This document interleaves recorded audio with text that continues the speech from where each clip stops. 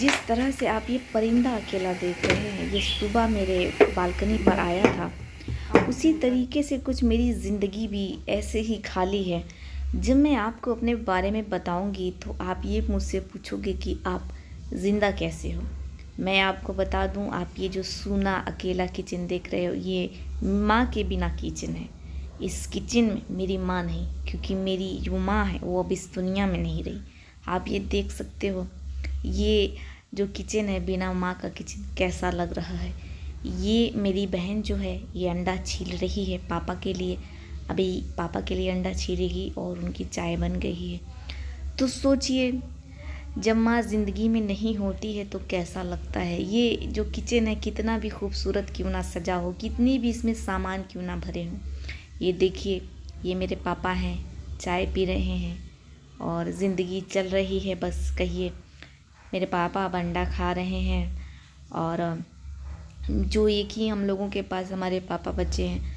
लोग चाहते हैं कि मेरे पापा सेहत से रहें, अच्छे रहें और इनकी बहुत ही लंबी उम्र हो, ताकि वो हम लोगों का सब कुछ देख सकें, है ना। और ये मेरी बहन जो है गर्म पानी निकाल रही है।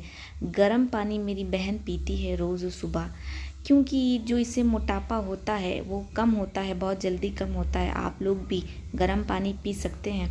गर्म पानी पीने से जो मोटापा इंसान का होता है ना, वो तो कम होता है। ये देखिए, मेरे पापा का एक अंडा बचा हुआ है, अभी पापा ये अंडा भी खाएंगे। पापा मेरे 2 अंडा नहीं खाते हैं, पापा एक ही अंडा खाते हैं। तो ये देखिए, ये मेरे पापा हैं, ये मेरी बहन है और हमारी माँ कहाँ है वो हम लोगों को पता नहीं। क्या कहें, रोना तो बहुत आता है, लेकिन रोने से क्या होता। अब ये जो मेरी बहन है ये इलायची डाल रही है अपनी चाय में। आप अरे ये बुलबुल जो है, ये परिंदा जो है ये बुलबुल है। अब ये मेरी मम्मी का वही बेलन है जिससे मेरी मम्मी रोटी बनाया करती थी। मेरी बहन जो है वो अदरक कूच रही है, आप देख सकते हैं। ज़िंदगी में एक सूनापन है, ज़िंदगी अधूरी है, क्या कहूँ मेरी माँ। जहाँ भी हो, ये तो नहीं कह सकती कि लौट आओ, लेकिन मन तो यही चाहता है। यकीन ही नहीं होता कि मेरी ज़िंदगी जो है वो बिना माँ की चल रही है। जब मेरी मम्मी इस दुनिया से गई, अभी तक तो मुझे ये यकीन नहीं आता है कि मेरी मम्मी इस दुनिया में नहीं, इस किचन में नहीं। आपको बताऊं, आप ये जो खूबसूरत सा किचन देख रहे हो, हमारे पास किचन नहीं था। जैसे हमारे और हमारे दादी उदी की बहुत लड़ाई होती थी जब हम छोटे थे। तो जो मतलब मेरी दादी की 4 बेटियां थी और बेटा एक ही है, तो बहुत ज़्यादा लड़ाई झगड़ा होती थी। बहू भी एक ही थी, मतलब मेरी मम्मी। लेकिन इतना ज़्यादा लड़ाई झगड़ा, हम लोगों को घर से भगा देती थी, निकाल देती थी। हम लोग कई साल बाहर रहे, मतलब वहीं पढ़ाई वढ़ाई करते थे। फिर जब हम लोग 7th में हो गए तो फिर उसके बाद हम अपने घर आए। तो जब घर आए तो भी बहुत फिर से लड़ाई वड़ाई होने लगी। 3-3 दिन तक भूखे रहते थे। तो जो मेरे पापा थे, हम तो लोग एक बार 3 दिन तक भूखे थे, हमारे मुंह से एकदम लबाब बनने लगा था। तो मेरे पापा 3 रुपए की नमकीन लेकर आए थे। सब लोग भूखे थे, मेरी मम्मी भूखी थी, मेरे सब भाई बहन छोटे छोटे सब भूखे थे। तो 3 रुपए के पापा नमकीन लेके आए। पापा अक्सर ऐसे ही ना 5 रुपए के बिस्कुट और 3 रुपए की नमकीन लाया करते थे। तो पापा 3 रुपए की नमकीन लेके आए। सोचिए उस ज़माने में 3 रुपए की नमकीन कितना ही होता है। तो पापा लेके आए, हम लोग एकदम मतलब बेहोश हो रहे थे। तो फिर मेरी जो मम्मी है हम लोगों को नमकीन खिलाएं, पानी पिलाएं, हम लोग खाए पिए। तो फिर पेट में कुछ राहत हुआ। तो फिर कुछ 4-5 दिन के बाद हम लोग भूखे रहते थे। फिर बोल चाल हो जाती थी मेरी दादी से। फिर मेरी मम्मी जो मेरे खाना बनाने लगती थी नीचे, मतलब मेरी दादी के यहाँ। फिर ऐसी बहुत एक बार लड़ाई झगड़ा हुआ तो मेरे पापा एकदम ना बहुत थक गए लड़ाई झगड़े से। तो मेरे पापा कहे कि अब अलग रहेंगे। उसके बाद भी हम लोग बहुत दिन तक भूखे थे। तो मेरे पापा फिर गैस लेकर आए। तो फिर उसके बाद हम लोग अलग, मेरी मम्मी खाना बनाने लगी। और फिर उसके बाद हमारा खाना वाना अलग बनने लगा। हमारे पास बर्तन भी नहीं था। तो कैसे कैसे मेरी मम्मी बर्तन जुटाई, फिर बर्तन आए, फिर हम लोग अलग खाना पकाने लगे। आज देखिए हमारे किचन में कितना कुछ है। ये आटा गूंदने वाली मशीन है।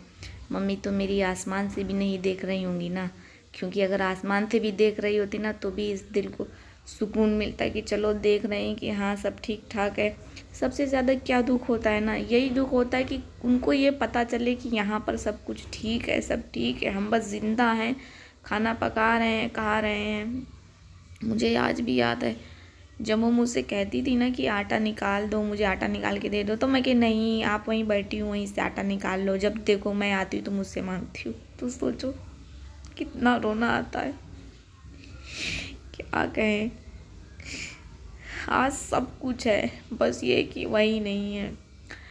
तो फिर उसके बाद हम लोग अलग हुए। तो जब हम लोग अलग हुए तो हमारा मतलब खाना रूम में ही बनता था, क्योंकि ऊपर किचन नहीं था, और जो नीचे किचन था तो वो मेरी दादी का, मेरी चारी जो फुफ्फी थी उन लोगों का था।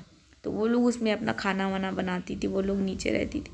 तो हम लोग बहुत सालों तक, कम से कम 18 सालों तक हम लोग कमरे में ही खाना बनाते थे। पैसा नहीं था किचन बनवाने का, और पैसा होता भी था तो हम लोग कह नहीं, किचन क्या होगा बनवा के, मेरे पापा तो अकेले ही लड़के हैं, और फिर बाद में किचन हम ही लोगों का होगा, तो दो दो किचन क्या करेंगे बनवा के।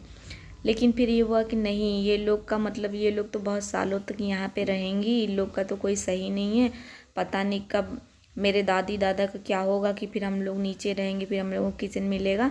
तो फिर इसलिए इसके बाद हम लोगों ने अपना किचन बनवाया। आप ये देख सकते हैं किचन पूरा शीशा वीशा आया, सब किचन में बना बना। और मेरी मम्मी थी, किचन बनवा रही थी, मैं भी बनवा रही थी। और एक दिन मम्मी को बहुत गर्मी लग रही थी, तो अभी किचन पेंट नहीं हुआ था, रेडी हो गया था, मतलब सीमेंट से, पूरा सीमेंट से बन गया था।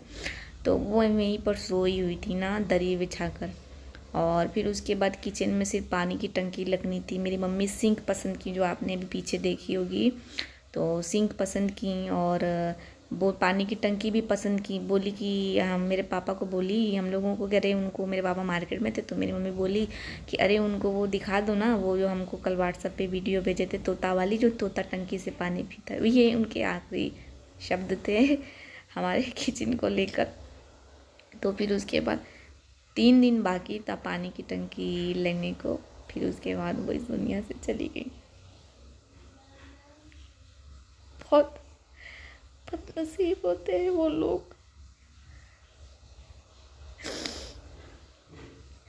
आज वो अपने हाथ से आटा गूंथती थी, ऊपर वाले ने ये चीज़ गलत की, उसको ये चीज़ बनानी चाहिए थी कि अगर कोई किसी को ले गए हो तो फिर उसके बाद वो ऊपर से सब कुछ देखे। और मुझे तो, मैं तो कभी कभी कहती हूँ कि ऐसा नियम होना चाहिए था कि एक लेटर भी हमको पड़ा मिले छत पर कि हाँ हमने देखा, तुमने ये मंगवाया, तुमने मशीन मंगवाई। आज जब हम कोई भी सामान लाते हैं तो दिखाने के लिए कोई नहीं होता। ये होता है ना कि अरे मम्मी देखो मैंने कप लाया, अरे मम्मी देखो मैंने बोतल लाया। हमारे पास कोई नहीं है।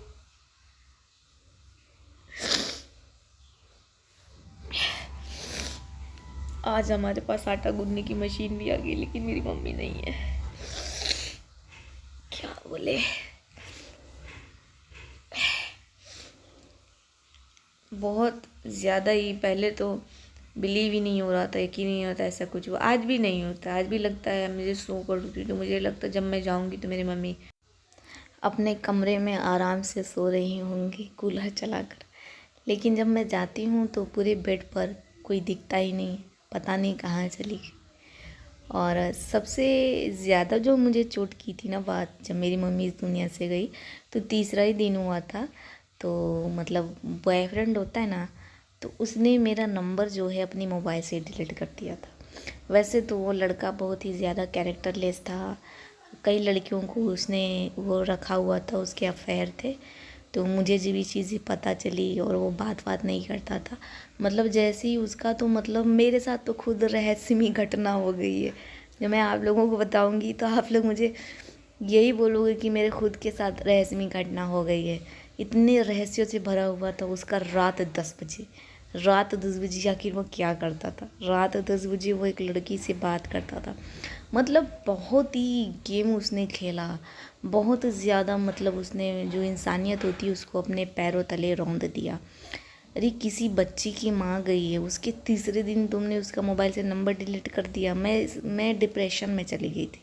तो अभी मैं कुछ महीनों से डिप्रेशन से थोड़ा सा बाहर आई हूँ। अभी भी मैं पूरी तरीके से डिप्रेस्ड ही रहती हूँ, लेकिन मैं पूरी कोशिश करती हूँ कि मैं डिप्रेशन में ना जाऊँ और डिप्रेशन से बाहर हूँ। लेकिन मैं चली जाती हूँ।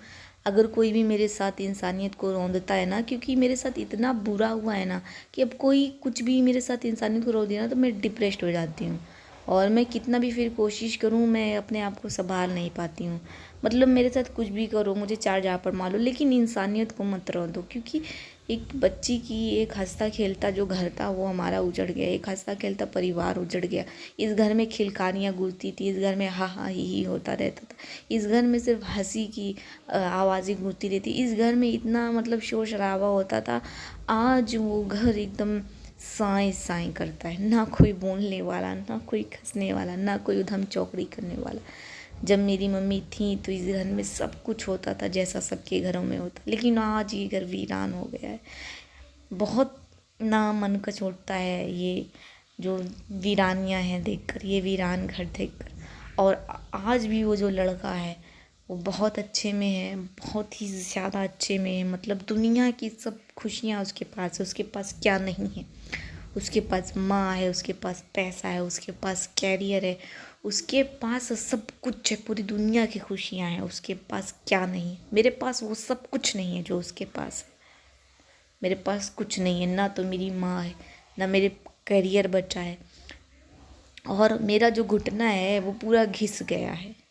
मेरा पूरा घुटना, दोनों घुटना ख़राब हो गया। जब मेरी माँ गई थी तभी उसके 6 महीने बाद, वैसे तो उसी रात को मुझे पता चल गया था, क्योंकि हॉस्पिटल में हम लोग जब पूरा खड़े हुए थे। मैं ये सब बातें दोहराना नहीं चाहती हूँ।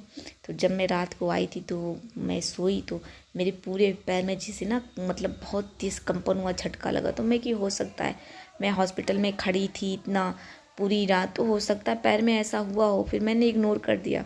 फिर धीरे धीरे मतलब पूरा मतलब मैं लंगड़ी होती चली गई। आज भी लोग सोचो मुझे क्या क्या ताने नहीं मारते हैं। माँ चली गई लंगड़ी, मेरे पापा खुद लंगड़ी। मेरे पापा मतलब जो है, जब मेरी माँ गई उसी दिन से वो दूसरी शादी करने को बोलते हैं। आज तक मतलब हमारे ना कानों से खून निकल आया ये चीज़ सुनते सुनते। शादी शादी शादी शादी, पापा की, मेरे पापा की शादी, क्या मैं आपको बोलूँ। तो फिर उसके बाद वही मेरे पापा मुझे लंगड़ी लंगड़ी बोलते हैं। मेरी बहनें भी मुझे लड़ाई में लंगड़ी बोल देती हैं, अरे तू तो लंगड़ी, अरे लंगड़ी।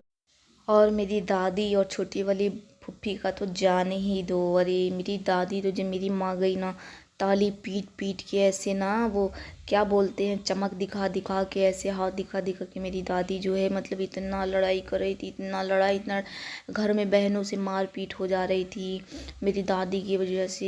रे यार कि जैसा वो किस वैसा पाइस, मतलब मेरे पापा को बोली थी। तो मुझे नहीं समझ में आ रहा है कि मेरे पापा ने ऐसा क्या कर दिया। मेरे पापा ने बस यही किया कि अपनी लड़कियों को पढ़ा दिया लिखा दिया, तो उसमें ही अगर मेरी माँ दुनिया से चली गई है तो हम लोगों को ये ताना मारा जा रहा है कि जैसा किस वैसा पाहिस।